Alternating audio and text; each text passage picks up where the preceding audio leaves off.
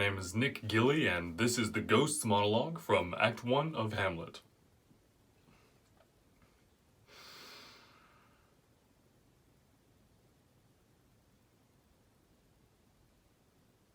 I am thy father's spirit, doomed for a certain term to walk the night, and for the day confined to fast in fires, until the foul crimes done in my days of nature are burned and purged away. But that I am forbid to tell the secrets of my prison house, I could a tale unfold that would harrow up thy soul, freeze thy young blood, and make thy two eyes like stars start from their spheres, thy knotty and combined locks to part, and each particular hair stand on end like quills upon the fretful porcupine. But this eternal blazon cannot be to ears of flesh and blood. List, Hamlet, list. If thou didst ever thy dear father love, revenge is most foul and unnatural murder. Murder, most foul, as in the best it is. But this most foul, strange, and unnatural. Thank you. Hi, everybody. Thank you again. That is one of my favorite monologues from one of my favorite plays, and I always appreciate the opportunity to get to perform it, so thank you for watching.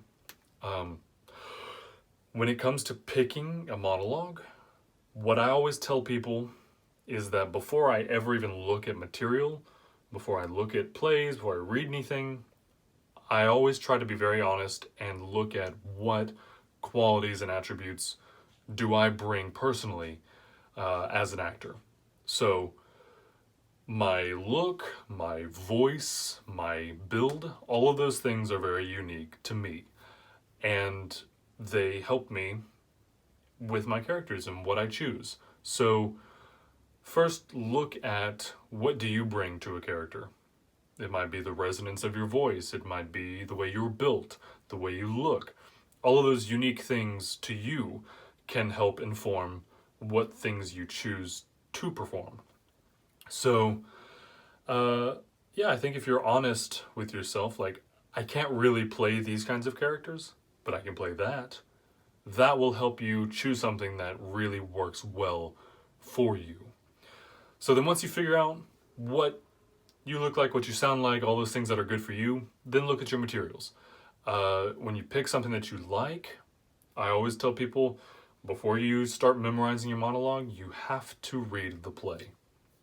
I know, I'm sorry. But you cannot give an honest and inspired performance if you don't know what you're talking about. So, read the play, know what's happening, when it is happening, to whom are you speaking, all of those things. Because if you just memorize the words, then they won't mean anything. But knowing the context will help. So, again, knowing all of those things, once you start memorizing, look up things that you don't understand. If you have a contemporary monologue, it's a lot easier because the phrases and the wording are things that we use every day. But if you're doing something classical or Shakespearean, whatever, then there might be words or phrases that have different meanings or contextually might be different. So if you aren't 100% sure about what you are saying, look it up, define the words, figure out the context and what that idiom meant back then. Because if you know everything that you are saying, then you will fully understand your character, and your character will know what they're saying and why.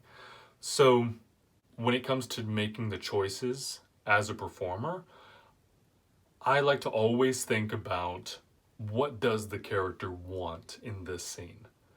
Why are they doing this? So to take the ghost, for example, from Hamlet, you could say, yes, the ghost wants Hamlet to avenge his death. Okay? That is true, but how do you play that? It has to be something less than that. It has to be something that you can tangibly do.